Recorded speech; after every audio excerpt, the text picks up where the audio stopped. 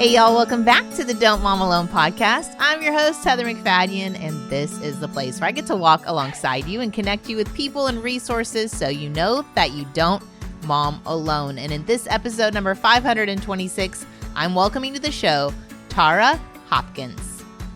We really wanted to understand kind of globally where parents were concerned and was there a trend? Like were the same things coming up over and over again? So the three things that we heard, and I'm sure this will resonate with your listeners. One is, who can contact my teen when they're using Instagram, right? I think it's every parent's concern is, if my teen is on their phone, who is able to get in touch with them? The second one was about the content that they see. Is the content that they're seeing appropriate for their age? And are they coming across things that they shouldn't be coming across, particularly, from an age grouping? And then the third thing was the amount of time they were spending on social media.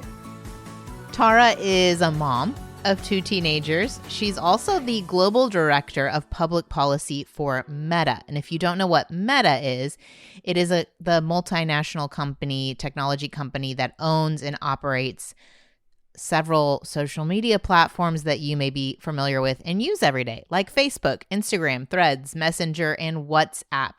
And today, she and I are going to talk about specifically their new teen accounts. When we talk a lot about how it impacts Instagram. And I just really didn't even know. One, how do they verify age and make sure a child is being honest about their age? Because you could easily say you're not a teenager and get around the teen accounts. Also, I didn't know what specifically the teen accounts promised to do. Of course, I give her a few ideas of ways I think we could go even further in helping protect our children online. And she even shares something, don't miss it at the end, it's a really helpful resource for families if you're needing more support in the specific area of social media. So let's get right to it. Here we go. Tara, welcome to the Don't Mom Alone podcast. Thank you so much for having me. I'm really excited. I know we're going to take the temperature down a notch. Everyone gets so freaked out when social media is brought up. And I have 4 teenagers. You said 2? I have 2 teenagers, yes. Yeah. Okay, so we're all in this stage and we're all freaked out, and we're just going to take it down a notch, but also be informed. And so I'd love for you to tell everyone, what is your role at Meta? What is your job and what does it entail? Yeah. So first of all, thank you so much for having me. I have 2 teenagers, and they are 15 and 13. And the 13-year-old had his birthday only a month ago. So, boys and girls, and I have 3 brothers growing up, so I kind of understand the boys more than the girls. So we can get stuck into that. So my role at Meta, at Instagram, I'm the global director for public policy. And that really means that my job is to make sure that we are keeping ourselves connected and that we know what's going on and how we're being perceived in the external world, whether that is with governments and regulators, or really fundamentally important for Instagram is parents, teenagers themselves, civil society, all of the influencers around the world of teens, the world of parents, the world of tech. I try to be a bit of a connective tissue between the work that we do at Meta and at Instagram, and just make sure that we're keeping up with, I think, probably societal expectations as to what we should be, how we should be performing as a platform, as a social media platform in Instagram. It's a wonderful role. I take it incredibly seriously, and I don't know, tech is just a really interesting space to be in right now. And as you said, it's fun. Lots of people are talking about, lots of people have concerns and worries, and I know this and I feel it, and hopefully we'll be able to have a good conversation about it. Put some parents at ease who are longtime listeners of yours. Yeah. I mean, I could cry for days over the loss of innocence for my boys, not just because, Instagram's not as big a thing for boys, but in general, just the loss of them to their phones and the exposure to ideas that are so opposite of how they were raised. I tried to explain it to my son the other day. I was like, back in the day, you would have a little town, and if you had certain beliefs, most likely your town echoed those beliefs, and you might have the random person who's like, no, that's not Right. But there wasn't a lot of outside input. And I said, now you are like inundated with ideas that feel so opposite and compelling, and they start to make them feel like, yeah, this is what, that echo chamber of everybody's thinking this. And so I have so much grief about that. And when y'all reached out and talked about teen accounts for Instagram, I thought, what? When did that happen? so so give us a little history lesson on when the teen accounts were rolled out and what was your part in that. I think it was last September. Last September, yes, it was. So I'll take a quick step back. So I really do hear you, and I think as a parent as well, we're raising digital natives, and I am not a digital native. I did not. I remember when I sent my first email, and I was at college. So you can decipher where my age is from that, right? So Oh, yeah, and I had to sit in a room and wait for my turn at the computer. yes, Yeah, to send the email. Yeah. yeah. So Mhm. I think we are, there's a lot of burden and responsibility on us as parents because we're not digital natives. And I think it's going to be really, really different for the next generation because they are going to grow up as digital natives and their children are going to grow up as digital. And And you're saying the word digital native, yes, y'all. Digital native. I know she has a fun accent, but I don't want you to miss it. They grew up with digital things. they grew up with, yeah. And you know what blew my mind? I read this recently that, you know, even babies are exposed, like it's probably the right word to this, because our washing machines and our dishwashers now often have, they're digital, right? And you can turn them on from your Wi-Fi. And so even when they're crawling around on the ground, they actually are seeing screens even from that kind of moment. And they see their moms and dads, even when they're sitting in their prams, they're seeing their moms and dads on their phones. So they are digitalized. They're being, they're growing up in a very different environment to the environment that I think probably a lot of your listeners were raised in. So I think it's incredibly exciting for them, and it's also really daunting. It's daunting for them, and it's daunting for us as parents. So I think at Meta we've been at Instagram. Like Instagram is a place that is much loved by teens and has been. It was, started off life as a really creative space for young artists in California, and obviously it's morphed and become like so much more than that now. But I think there is so much joy that can be brought from social media, from Instagram. But also, look, there are loads of pitfalls, and I think that's where we really want to kind of meet parents where they are now. So we've been looking at and building the tools to keep teens safe when they're using Instagram for a long time. We talk about having 50 tools that we've built over the last few years. I've been at Instagram for 6 years, and well before my time, we've had, I think, best in the business safety teams and safety product teams who build these products. So we've been building these tools, right? But what we found was parents were really confused. They had so much burden on them from all the other things that are going on in their lives. Your teenager does not usually use just one social media platform, or just does not just use one app on their phone. They could use multiple apps on the phone, and often, multiple of social media platforms. So think if you're a parent, you're like, hold on, you've got parent settings on Instagram, parent settings on TikToks, parent settings on stuff. This is so confusing for me. And we really heard that. We went out and we had, in the last couple of years, very deep conversations with parents. We did a lot of research with them to really understand why they weren't using our tools, why they didn't understand the tools were their teens talking to them, all of these things. We were having, focus groups, conversations, research, etc. And that really led us to building teen accounts because it's responding directly to what parents told us. And they told us three things. And we did a lot of this work in the US, as you would imagine. We're, American company.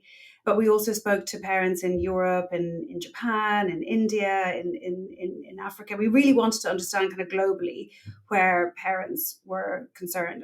And was there a trend? Like, were the same things coming up over and over again? So the three things that we heard, and I'm sure this will resonate with your listeners. One is, who can contact my teen when they're using Instagram, right? I think it's every parent's concern is, if my teen is on their phone, who is able to get in touch with them? Is it someone they know, or are they able to be contacted by somebody they don't know? So that was the first concern we heard from parents. The second one was about the content that they see. Is the content that they're seeing appropriate for their age? And are they coming across things that they shouldn't be coming across, particularly, from an age grouping? And then the third thing was the amount of time they were spending on social media. And you mentioned at the beginning how they the phone. So parents are really concerned about the phone generally. Like, how much time are they spending? Is 30 minutes enough? Is an hour enough? Is 4 hours enough? Is that awful? And what's that doing to their brains? Parents have this concern everywhere we went. So what we did is we built teen accounts directly responding to that. And what we did was we are placing, and have been since September last year, placing all teens under the age of 18 across the globe, but we started in the US. When we know that you're under the age of 18, and I think we'll probably dig in a bit to age and how we know and understand age. So teens that we know are under the age of 18 who are on social media, or on Instagram, we are automatically moving them into the teen account experience on Instagram. We're not asking them, we're just doing it, right? We're placing them into our most restrictive settings. So some of these settings existed before, but maybe weren't being used in the way we wanted them to be used. Some of them are new settings that we've built directly responding to parental concerns. So the three things that we've done that are the most limiting, I should probably say, for parents to know, is when your teen is on Instagram and in teen accounts, they are defaulted, so automatically placed into a private account. This means that they cannot be contacted by people they don't know. They can't be messaged by people they don't know. If they want to be messaged by someone, they have to be following and following back. So they have to be already connected to them before they can be contacted by someone on Instagram. One thing I can't stop talking about with my friends is how I chose function. Basically, it has changed the game when it comes to owning my health, because Function is the best in the world for testing. It's an all-in-one health platform with over 100 advanced lab tests that cover my entire body, more than 5 times the average physical. It is so comprehensive and focused on these critical biomarkers, and they offer you testing twice a year. It's available across the US, and it's super easy to use. It's recommended by Dr. Mark Hyman, Dr. Andrew Huberman, Dr. Casey Means, hundreds of other experts. And to kick off the summer, Function is sharing their Long Live campaign. Long Live is the celebration of everyday moments that make life worth staying healthy for. Having lost several important people in my life over the years because of their health, I am a big fan of this campaign. Long Live getting to cuddle on the couch with my kids. Long live long dinners with friends, laughing around the table. Long live important conversations with my husband and others. And I just feel like I want to make the most of my health as I get to the second half of my life. And I'm thrilled that with Function and the information I receive from this health platform, I'm able to know better what supplements are going to help my body function, what foods specifically, and even get support from other medical professionals in specific areas that showed up in the lab tests for me that I did not know, and that my OB-GYN was like, oh, this is really important information. Only 25% of people have this specific thing. We need to set you up with a cardiologist. So anywho, in the spirit of long live and taking control of your health, get $100 credit towards your annual membership at www.functionhealth.com/DMA. This $100 credit is only for the first 1,000 listeners. So go sign up at functionhealth.com/DMA.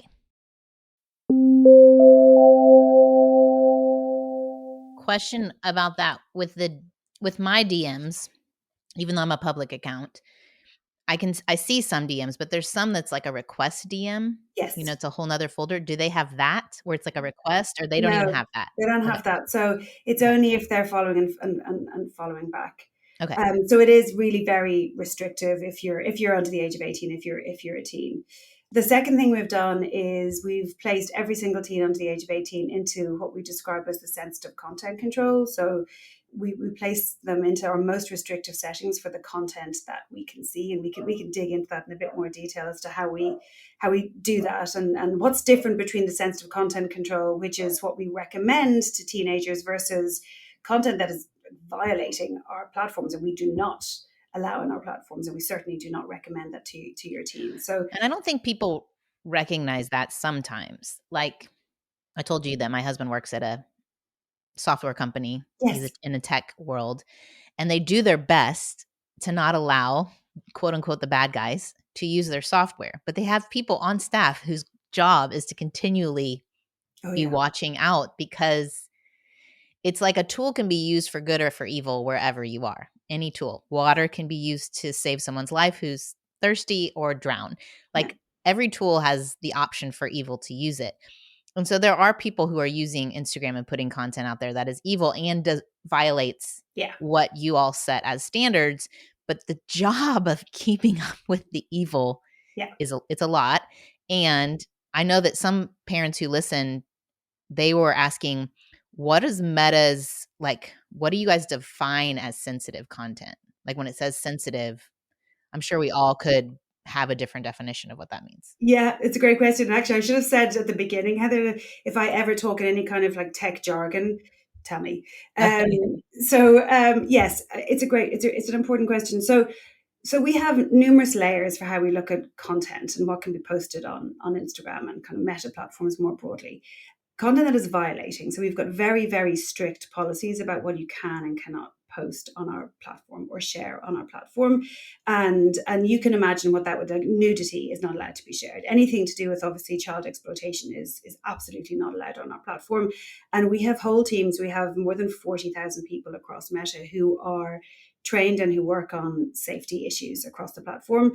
And these are individuals who either work on the policies, or who are working in what we describe as the enforcement. So building the technology, building the AI to be able to find and remove this kind of content, oftentimes before it's ever landed, right? So it can be adversarial for sure, as you mentioned.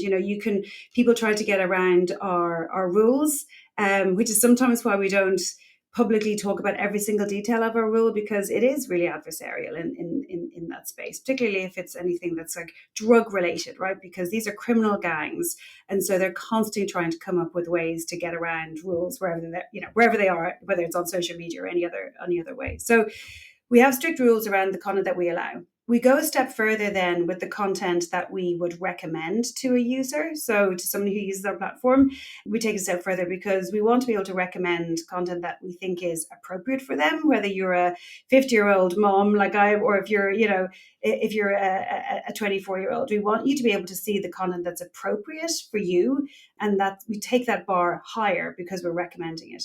We take that bar even higher when we are recommending content that is to someone who's under the age of 18. So to be on Instagram, you should be over the age of 13. I should say that to all of our listeners, please ask your teens that they are the age that they should be on our platform, because it's really important that we know the age.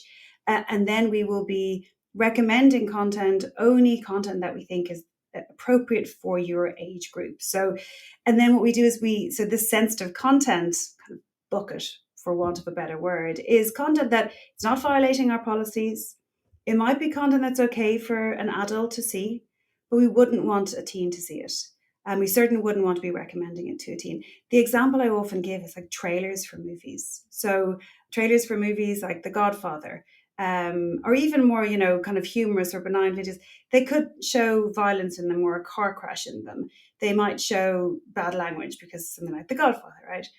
That's okay if you're a college student or if you're an adult, but we don't want a 14-year-old to come across that kind of content, and we certainly don't want to recommend it. So that's the kind of content that we would categorize when it's found on our system. We would define it as sensitive content, and we put it in this kind of sensitive content bucket, for want of a better word. And then we do not get into that bucket if we're going to be recommending anything to teenagers. Does that make sense? I just feel like they need to employ a bunch of 40-year-old moms to make that decision. Because to me, sensitive content goes beyond violence and language. It's like that mental health bucket, Yeah.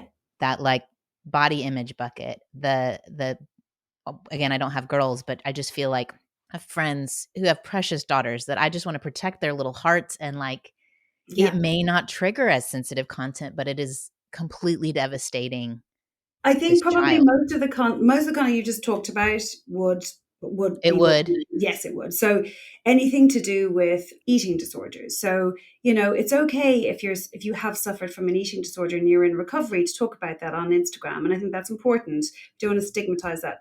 But we absolutely do not allow for glorification or promotion of eating disorders. But even content that we allow, we would not want to recommend that to a teenager. So we would consider a lot of what you've talked about as sensitive content, and we would put it into the sensitive content control on Instagram. And then when you're in the teen account setting, it's then set, and you cannot. I think one of the most important things about teen accounts is that we automatically place the teens into the teen account settings.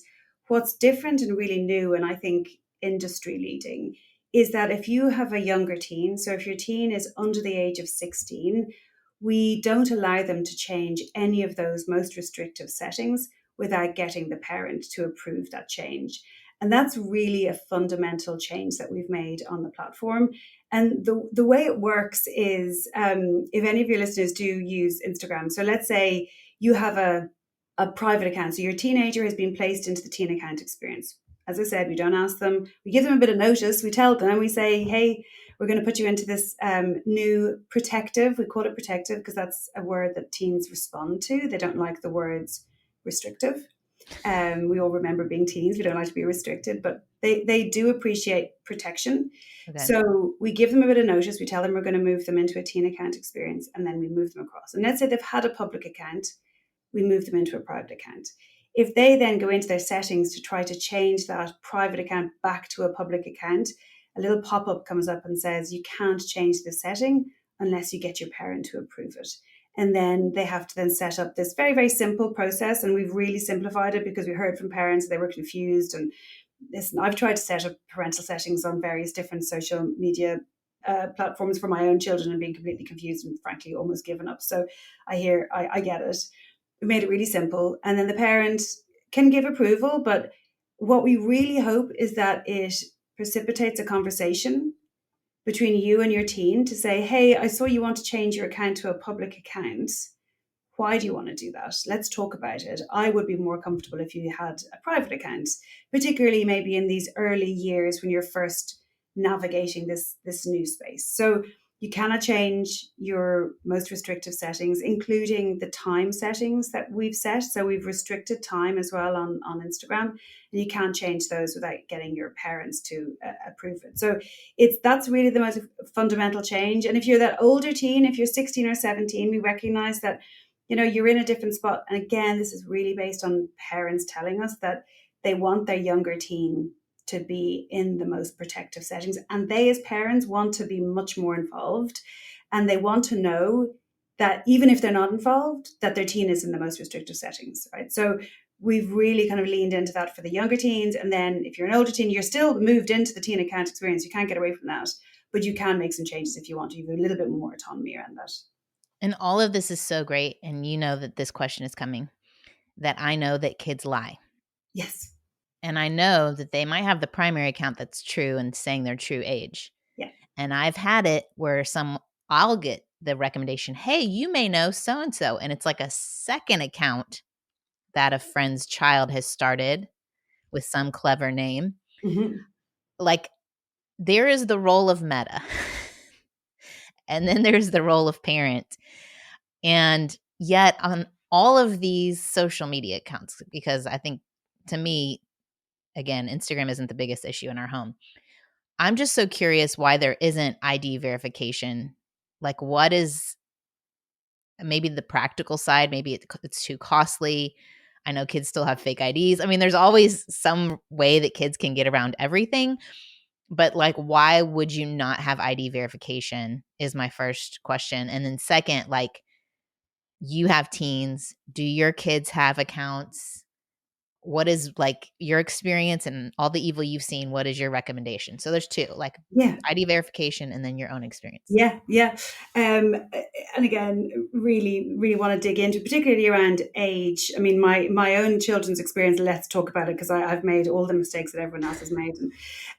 So I really have. So yeah, verifying age is incredibly important, and understanding and knowing the age who are using our platforms is incredibly important. And look, it's always been important because we've always had a 13 limit and on Instagram, and that's global. But it's hard because lots of reasons why it's hard. It's hard to know and understand the age of someone. It's hard to decipher the age of someone. It's hard to make sure that we're not discriminating for those who don't have access to IDs and things like that. And then there's privacy. We want to be privacy protective, and I think a lot of people are very conscious, particularly of their teenagers' privacy. So the ways we do it, I'll talk about the ways we do it, and then I'll talk about how we actually think it could be done better in the future, because we've spent a lot of time thinking about age, particularly with teen accounts. We've been working, developing teen accounts for several years. This isn't like new. These things are thought of and kind of put into the road mapping, well in advance. So on Instagram, what we've had in the past is that we ask for your age when you join Instagram. If a teenager gives us the wrong age, like, they're younger and they give us their real age, we don't allow them to have an Instagram account. If they then realize they've got it wrong and they quickly try to change it, we recognize that. And we can see that it's the same phone, it's the same IP address, and we will ask them to assure their age for us. And how is that? Like, how do they assure you? So we do a few things, and that we do the same thing. If you are under the age of 18, we know you're under the age of 18. So you've given us your age when you first joined Instagram. And then you try to change your age to over the age of 18. And there can be lots of reasons why you want to do that, but we can see in the back end that it's actually not your birthday. So why are you trying to change your date of birth? So when someone tries to do that, it triggers a process internally where we call it age assurance. We will serve that person up with two options to assure their age. One is a video selfie. It's provided by a third party, not by Meta. Again, we really want it to be as privacy protective as possible. So the teen and teenagers like this, right? They use this a lot, more so than adults, actually. It's a selfie. They just take a photograph and then they use this extraordinary technology. It's not facial recognition. They're looking at things like the shape of your nose or the shape of your cheekbones, things like that really would, the science, the AI knows that is a younger face than an older face. And then, and they extraordinarily accurate. So I think now it's something like 98% accuracy. Now, not everywhere in the world, like the training models have to improve over time, particularly with skin tone and things like that. But they're very, very high precision. We feel good about it. And so if we think, okay, yeah, you does look like you're over the age of 18, fine. But if it doesn't look like you're over the age of 18, we won't let you change your account settings. Otherwise, we ask you, if you don't want to use that, which is fine, we'll ask you to send us an ID. And we take a wide range of IDs. Again, we don't want to be discriminatory. So if you don't have access to a passport and things like that, that's absolutely fine. And we'll take other ID. What I would say is, like, our teams internally have all been teenagers, right? That's the one thing that's universal.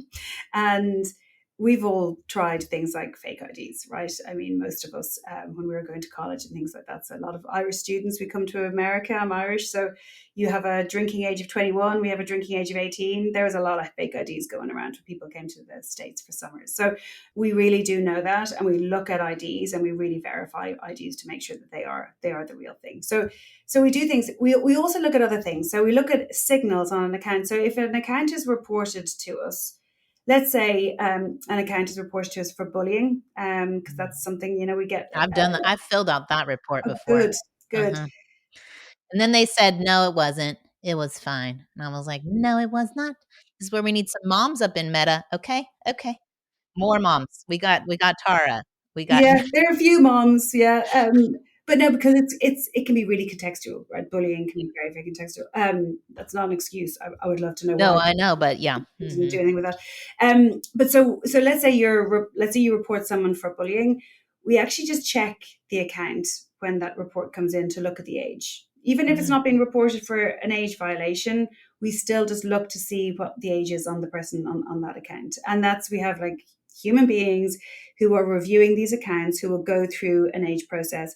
And if it looks like, and they look at signals, so they'll look at the profile picture on your Instagram account. They will look at who are you following. If you are telling us that you're 25, but your profile picture looks suspiciously like you're 15, and all of your friends look suspiciously like they're 15, and maybe there's been a story wishing you a happy 14th birthday, chances are you're probably not the age you're telling us that you are. And we will ask you to, again, we'll put you through the age assurance process with the video selfie and the ID. So there's a number of ways that we already try to do it. What we are testing in the US, just the US at the moment, which is really exciting, is using even more enhanced AI technology to find teens that have not been truthful, let's put it that way, nicely, about their age when they first joined Instagram. So, and this is going to be, we're going to be doing this proactively. So we're looking at the entire ecosystem, and we're looking at all of the accounts that we think might be suspiciously not the right age. And we'll look at all of those signals about whether or not the age that's on the account and the age that we think the account is. So we call it age prediction to see if it's correct or not correct.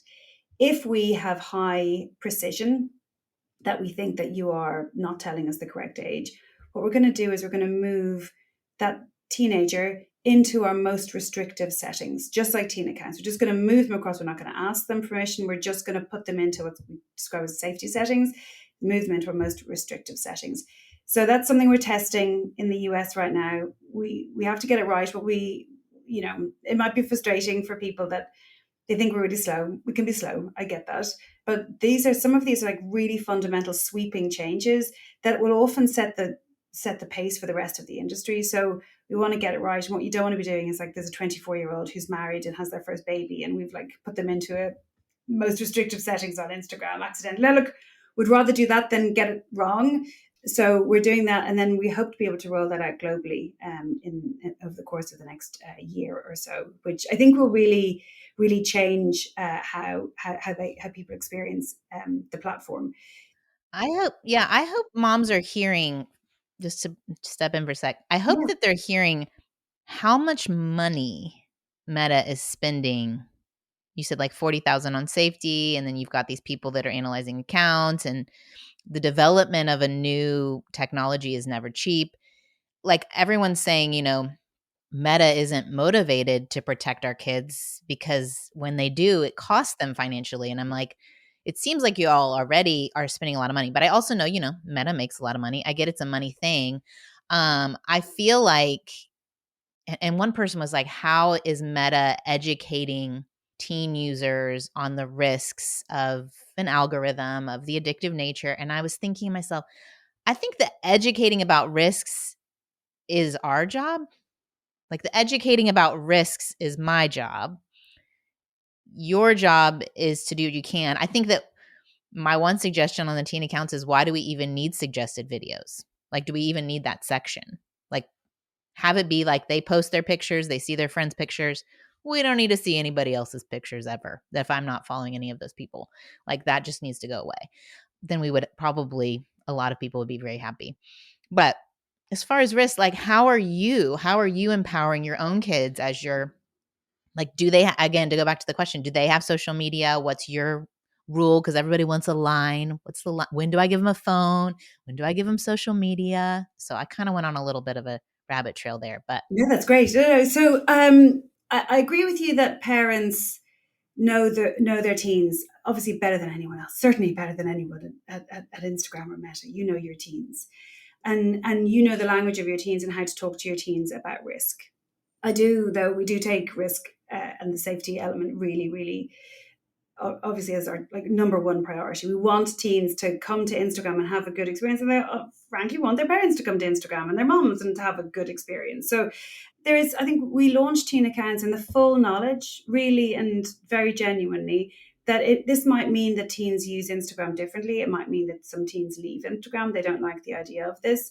And we're okay with that because in the long term, we want parents particularly to feel like, okay, if I'm going to allow you to use social media, I'm okay with Instagram because I know that Instagram is the place that you're going to be the safest, and because they've built this whole settings, these most restrictive settings for you. So we're okay if teens change and use it differently or use it less. Honestly, that decision, that conversation has happened internally.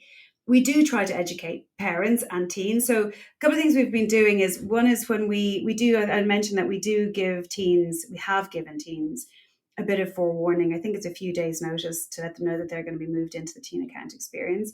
And we worked really closely with teens, with educators, with organizations in the US, like a lot of civil society organizations. We work with like the National PTA and Connect Safely to make sure that we're speaking the language of teens. So when they're told they're going to be moved into a teen account experience, they can click through to get more information. And then we explain why. We explain you're not going to be able to be contacted by people you don't know unless you're following, they're following back. You're not going to be able to see sensitive content. You're going to be put in our most restrictive content controls. You are going to have limits as to the amount of time you can spend on Instagram. After 60 minutes, we're going to send you a reminder. We tell them that we've developed sleep mode. And so at night, you're not going to get notifications between 10 and 7 a.m. So we're very transparent with teens about what it means. And then they can go even deeper if they want to. I think probably more importantly is parents and educating parents about what it means for your teen to be on social media. So we've developed it's the Family Center, it's the Meta Family Center. You can either Google it or go into the settings if you have Instagram or Facebook. Go into your settings and just look at the Family Center. And we worked really closely with experts across the globe, and a lot of experts in the US, to develop really easy to understand resources so they can talk to their teens about using social media. And I learned a ton, frankly, I really did. So one of the things I most like about it is the idea of, well, two things: just not judging your teen if they do come to you and they've had a problem. So if they have seen something that they wish they hadn't seen, if they've been contacted by someone they don't know, if they have bullied someone, because look, frankly, our teens are not angels, right? So there wouldn't be bullying if there weren't bullies and people getting bullied, right? And sometimes our teens are the ones that do the bullying, which is a horrible thing to admit, but that's the reality, right? So that if your teen does come to you and say, oh, I've posted something and I wish I hadn't, that you don't just jump to judgment, because that's the moment where you can have a conversation and try to just get a bit deeper as to what's happened, and be a listening ear for them. And then we talk about this in the Family Center, the resource about how to talk and how to have these difficult conversations, and to not immediately respond with, how can I protect you? Just let's just throw the phone down the toilet, which is, often I think a mom's response to anything, that you think your teen has gone through, or to judge them if they've maybe done something that they wish they hadn't done. And things like getting in the car and having these conversations when you're side by side, not when you're like across the table and it feels kind of confrontational and more like a school setting. So there's loads of tips and resources for parents out there to try to help them understand when their teen does come to them, and just help them understand what is their experience, like what is a story on Instagram, because I think some parents are just bamboozled and they're like, I don't even know what language they're speaking to me. So when they say to me, I've had a DM from someone I don't know, you're like, what is a DM? So also just really simple things like that to help educate parents. I'd really recommend, if you have, if you're a mom or a dad there, you've got 15 minutes on a Friday with a cup of coffee, Google Meta Family Center and just spend a bit of time looking at some of the resources. As I said, like I'm in the business. I actually come from a child protection background, and I learned a ton from the resource center as well.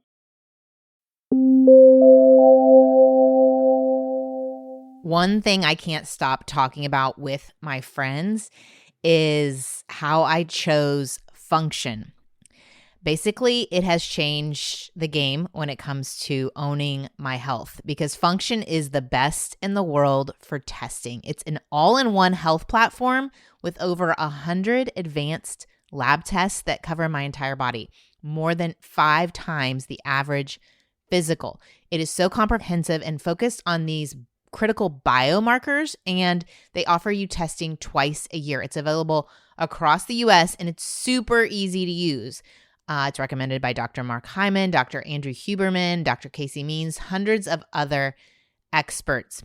And to kick off the summer, Function is sharing their Long Live campaign. Long Live is the celebration of everyday moments that make life worth staying healthy for. Having lost several important people in my life over the years because of their health, I am a big fan of this campaign. Long live getting to cuddle on the couch with my kids. Long live long dinners with friends, laughing around the table. Long live important conversations with my husband and others. And I just feel like I want to make the most of my health as I get to the second half of my life. And I'm thrilled that with Function and the information I receive from this health platform, I'm able to know better what supplements are going to help my body function, what foods specifically, and even get support from other medical professionals in specific areas that showed up in the lab tests for me that I did not know. And that my OB-GYN was like, oh, this is really important information. Only 25% of people have this specific thing. We need to set you up with a cardiologist. So anywho, in the spirit of long live and taking control of your health, get $100 credit towards your annual membership at www.functionhealth.com/DMA. This $100 credit is only for the first 1,000 listeners. So go sign up at functionhealth.com/DMA. Mothering is hard. This conversation is one example talking about social media and teenagers, but I also think that you could relate to the tension I feel when it comes to buying things for your family, whether it's the tension of a tight budget and also wanting to have safe, clean products for your family and not wanting to spend hours of time doing lots and lots of research. Let me help you out on that one. I have discovered Thrive Market, and they are a sponsor of this show, and I love connecting you with them because they do all those things I just talked about. They do the hard work of vetting great products. Everything they sell is non-GMO. It meets incredibly high standards. They have actually banned over 1,000 ingredients that are still allowed in US products. And it's super easy to shop. I can filter by a specific diet, like when I'm eating keto or I want low sugar, I just put that into the site. It also saves my previous purchases and lets me know when I'm about to run out of my MCT oil that I love to put in my coffee.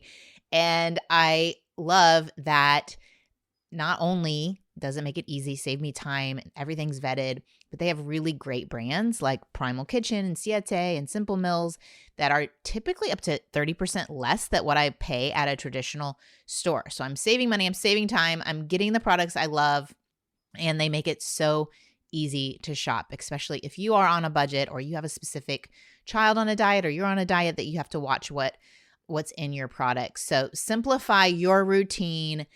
Go check out Thrive Market. You can skip the junk without overspending. Go to thrivemarket.com/DMA to get 30% off your first order and a free $60 gift. That's thrivemarket.com/DMA.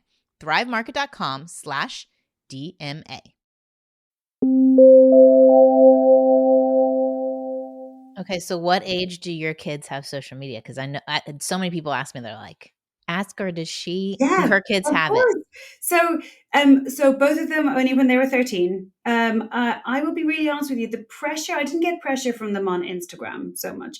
I got pressure on Snap. I don't know if that's the same in the US. 100%. If I had a complaint, where's the Snap global director? I need that person ASAP.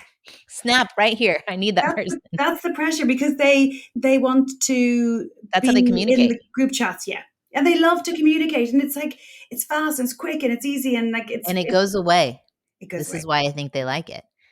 Because they know like a text a parent can see, a friend can screenshot, Yeah, yeah. and you with Snap, they know if they get screenshotted. I think that they like it because it's less like a digital footprint. I Yeah. don't know. And so I got pressure from them on that kind of quicker than Instagram. The girl boy thing. So my daughter got Instagram when she was, yeah, probably about like 13 or 13 and a half. My son has only just turned 13. He doesn't have Instagram yet. He doesn't have TikTok. there's so much pressure to have Snap to talk to his friends. But I tell you, it's different with him because he games. He's on gaming with his friends, and my daughter's not particularly interested in that.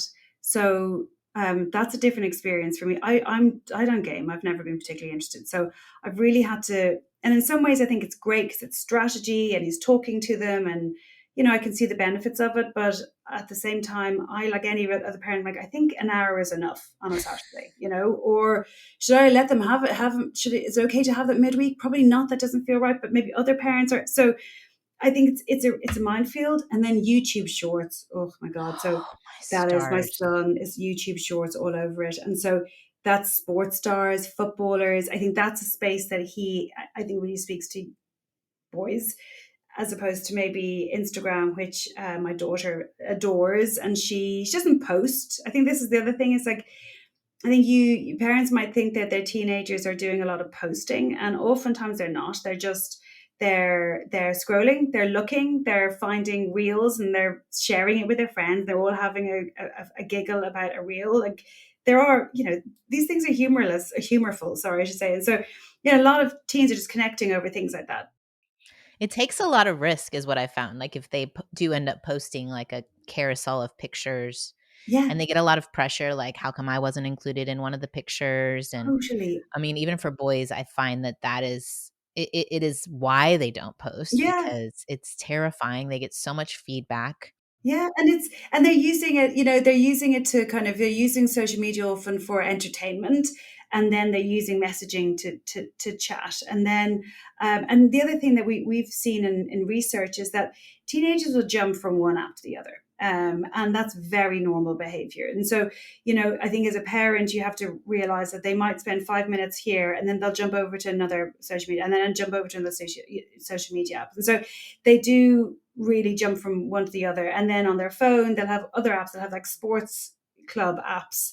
They'll have, school apps and things like that. So, and that's one of the things that we at Meta have been really focusing on is, yes, we have Instagram, we have Facebook, and teen accounts is now rolled out on Facebook as well as Messenger. So all of our kind of main, platforms where we're seeing teenagers and parents, we're now rolling out teen accounts, which I think is important, but is actually taking a much more kind of industry level, or ecosystem, I should say, probably level view of age, particularly because when we talk to parents, it wasn't, I'm really worried about one social media. They were worried about the phone, right? It's the Yeah. phone. The exposure to all the things. I mean, there's suggested videos in Snap, there's suggested videos in TikTok, and I think if we could get rid of the suggested videos, I think that would be a great start. And so has Meta talked about that? I know that would like drastically reduce their income. Again, we would take the safety over teens well above anything to do with any of the profit, honestly, and that's, I really mean that. The people who work in this are looking at it from is this fun? Is it amusing? Is the teen enjoying themselves? But look, we do, as I said, on anything that we suggest, because that's recommendations. We do take that extra layer to make sure that we're only suggesting content that we think is age appropriate. And again, it does come back to age. I was going to say, one of the things that we've been looking at is at the phone level. So is app store level age verification. And you might have, your listeners might have seen some of this in US media as well, because some states in the US are proposing at the state level laws around app store level age verification. There's this piece which is when you buy a phone for your teen, or you open a contract, it depends on where you are in the world and how that happens. But there is a moment where you share, or your teen shares, their date of birth with the App Store, whether that's Google or Apple, or Meta is an App Store, like much smaller, but we're an App Store. We have other apps, not just Instagram. And you share that age. And that age, we want to see that age, just the signal, like not the age itself. We can be really, really privacy protective. And I think parents care very deeply about that. But that age signal is shared with all the apps in the App Store.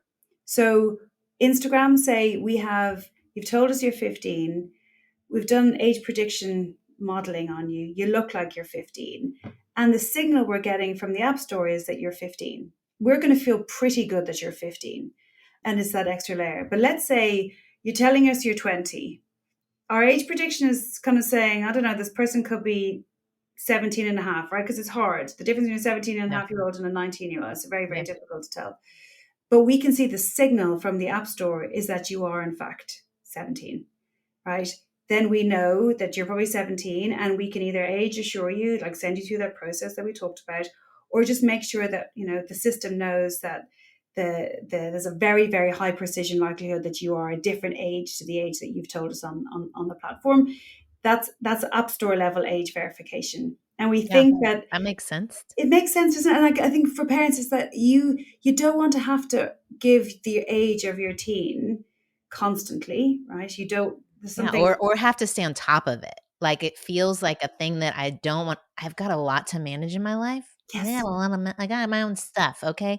I don't wanna have to be micromanaging, "Oh, did they download that app, and did they" Yeah. like, even with the screen time settings, I feel like they're very inconsistently working, and we gotta Yeah. talk to Apple about that situation. I mean, Yeah. where's that guy? Let's call him up. Yeah. But and we haven't even scratched the surface, and I know our time is up, but there were concerns even with AI. Oh, my stars. Mm. That's like, y'all, that's gonna be the next thing ever. I mean, it is already the thing people are talking about, but parents are talking about because it's a conversation your child is having that is not controlled Yeah. at all. And so there's Meta AI now. It's Meta Do AI. they There is have that Meta on the AI. teen account or not? No, and look, Meta AI again. I hope this conversation has left some of your, or the majority of your listeners, knowing that we're very, very thoughtful about these things, and we do want to make sure that we get it right, particularly for teens. So when there's Meta AI, there are certain use cases for Meta AI that we do not allow for those who are under the age of 18, which again then comes into the age verification and knowing and understanding the age of those who are using the platform. But again, I think, back to the kind of risks and how to talk to your teens, I think being able to be open with them about how they're using AI, what benefits they're getting out of AI, where they're finding it hard or tricky, or like they're not having a good experience, like try to have that conversation with them. Try to use AI yourself. I'm not I mean, brilliant I at love that. ChatGPT. I meal plan the heck out of ChatGPT. Yeah, yeah, But that's great. I'm not thinking like, again, moms, dads, please do the work of having strong relationship with your kids so they're not going to other sources for attachment, and they're going to be curious, and they're going to do some things that quote unquote evil things, or they're going to be curious just like we were curious when we were kids. And so, yes, that openness, that relationship, you really, I think, Tara, you could It's relate. really You could, important. Yeah, the yeah, teen yeah. years, that's when it's like, oh, this is why. This is why. When they're in that elementary, if you're a mom of an elementary kid, don't fall asleep at the wheel. This isn't the time to be like, oh, they're easy now. They're not in diapers. They're not napping. I can just like do whatever I want. No, this is connection time. This is like double down on relationship time, because when they're going through all this, you're going to want to have the conversations Yeah, with I them. really wish someone had told me this when I had little children who were 2 and 4, and you thought it was really hard and you were really tired. And you're like, oh my God, I'm less tired now, thankfully, but I get a full night's sleep. But unless my child is at a party or something, and then no way. One of the things that I should probably say is that we have there's if you're on teen accounts and you want to, you can set up parental supervision with your teen. A what is it? It's called parental supervision, and I'm going to just do 1 minute on it if it's Okay. okay, because I think for parents who are out there who do want to get more involved, and there are some parents who are busy and just want to know that they're in the most restrictive settings and they could just kind of sleep easier at night, great.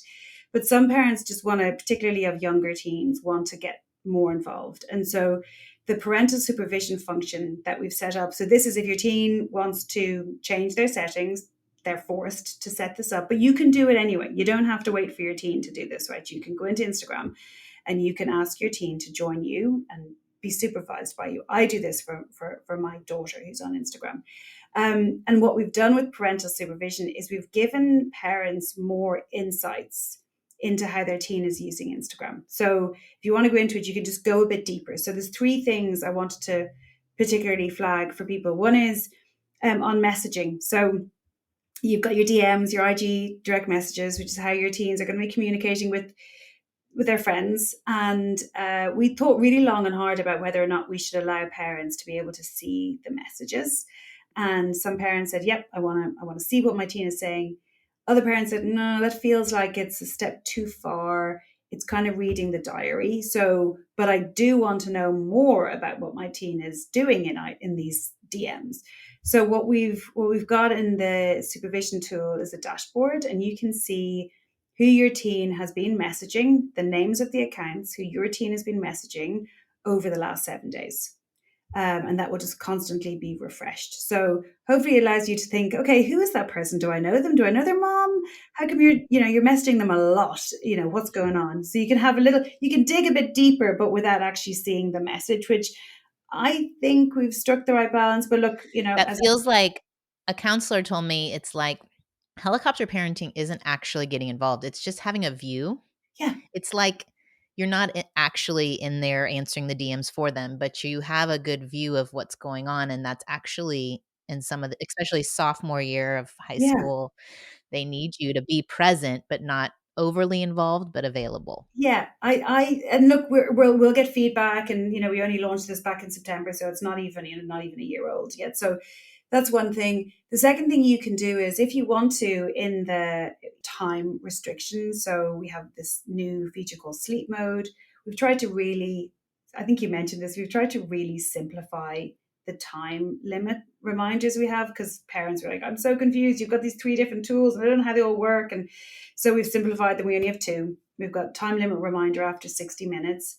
And then we have sleep mode, which is we have no notifications between 10 p.m. and 7 a.m. But then this is the kind of the big reveal really for parents is if you want to, within the parental supervision tool, you can just completely block Instagram for certain periods. Just completely Like block it. like a downtime type of situation. Stand up, but unlike my example is on my phone, I have set myself limits, right? And I hate Ignore. myself, but I just constantly give myself more time. Do you do that? And like, 15 more minutes. yes, 15 more minutes. Yeah. yes, I Mhm, do it. mhm. And you're like, I'm in bed and I should be going to sleep, and I'm like 15 more minutes. So that's normal, right? What we've done though with if you're in the parental supervision tool is your child does not get your teenager does not get 15 more minutes. They do not get the option for 15 more minutes. Just the whole screen just says to them, you're in sleep mode. Nothing. They can't try to circumvent it. They can't do anything to get around it. So that can be set by the parent when you're in a supervisory relationship with your teen. And then the last thing that you can do is you can see if your teen has blocked an account, Mm. which again, I think is important that your teen, if they have blocked someone that you want to know, hey, how come? Is that someone you know? Is that someone, a new friend, whatever? You want to have a conversation with them about why that person was blocked. And you can also see, so we've got a topic selector for Instagram. So particularly if you're new to Instagram, and then the parent can see what are the topics that your teen has chosen in the topic selector as well. So it's a dashboard. It's really easy and simple. You can see the amount of time your teen is spending on Instagram. You can set the limits. You can block if you want to. You can see who your teen is messaging, and you can see who your teen may have blocked if they have. So it's just, I like the idea that helicopter parenting is like it is giving you this kind of bird's eye view to hopefully then have the offline conversation in the car or wherever else you are about, hey, how come you're messaging this person, or how come you've blocked that person, or your teen might complain and say, I don't want to be blocked from Instagram at night, and you're like, well, hey kiddo, that's it's gonna have to It's suck for that up I as mean, you're there's things studying or that whatever. Yeah, you have to trust that I love you and that it's for your best. yeah. And again, that's the whole building in relationship ahead of time. So it's rules without relationship leads to rebellion is what I'd always heard. Tara, thank you for your time. I know this is just the start of all that's going on and people being more aware and what's happening even in Congress and the kids' online safety. And I'm sure Yep. this is just an ever evolving conversation. So thank you for being available today and helping parents understand what is available to them. I'm definitely checking out the parental supervision feature. And I need, if Snap Guy, if you're watching, listening, you need to get on this, and TikTok guy and all the people, Gal, I don't know who's running TikTok. They all need these same features. So thank you for helping with industry standards. And again, I just appreciate your heart. We can hear your mom heart in all of this. So Thank Well, you. look, Thank thank you. you. Thank you for having me. I really enjoyed the chats. I hope you found that conversation, if anything, informative to hear directly from the companies that are running the social media and what they're trying to do and how they're trying to set a standard, but then also how you really still have to be the main gatekeepers, which is a lot, moms and dads. It's a lot. It's a lot of on us, and parenting in this technical age is not an easy thing. So just want you to know that I'm in it with you. I'm going to pray for us. Lord, it can be scary. We can have fear come in. We can feel overwhelmed when it comes to things like technology and phones and social media and our precious kids that are now teenagers. We want to steward this stage well, and please give us wisdom in that. Please help us to know child to child, year to year. Guide us. Don't allow any kind of fear, whether it's fear of missing out or fear of loss of approval or fear of any fear, Lord, to creep in and impact our parenting, but that we would be tethered to you and have eyes to see as you see, and to ultimately trust you and be wise and discerning. I pray for moms and dads today who may be feeling grief over decisions they've made in this area, and that you would be their comfort and that you would help them make a next step plan. And Jesus' name, amen. I know it is so hard. So much grief for me personally around phones and just all that our kids are exposed to these days. So you're not alone if that is your heart as well. I am going to be back here next week with another great conversation. It's the other end of the spectrum. I'll be chatting with Maya Smart. She's going to talk about some early literacy activities and tips for us. And so tag all your preschool moms of preschoolers and let them know that there'll be some support coming their way next week on the podcast. All right, y'all have a good one. Bye. I hope you enjoyed this episode of the Don't Mom Alone podcast. If you're wanting to connect with more people and more resources to help remind you that you're not alone, head over to don'tmomalone.com. That's where you'll also find show notes with any links mentioned by our guests. Most importantly, I want you to know the good news, the great news that you're not alone because God has promised to always be with you. With faith in Jesus Christ, the one who died for you and rose again, Jesus said when he left, he was going to leave a helper, a comforter, to be with us. God in us. Moms, that's superpower. So while you're washing dishes at your kitchen sink, while you're driving to and from work, while you're feeding that baby late into the night, while you're cleaning sticky floors, God promises to be just as present with you as when you're worshiping in a church pew. As it says in Zephaniah 3:17, the Lord your God is with you. He is mighty to save. He takes great delight in you. He will quiet you with his love, and he will rejoice over you with singing. Now that's good news. Have a great day.